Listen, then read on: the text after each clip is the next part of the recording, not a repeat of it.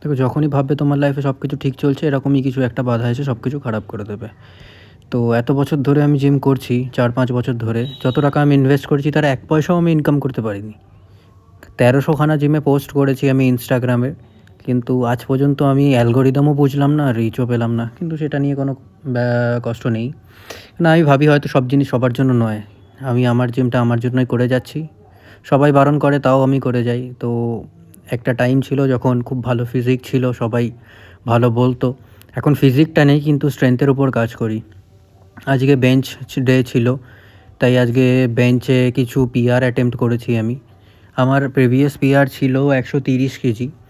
তো আজকে ওই 130 কেজি বারে লোড করে আমি 2 রেপ মেরেছি।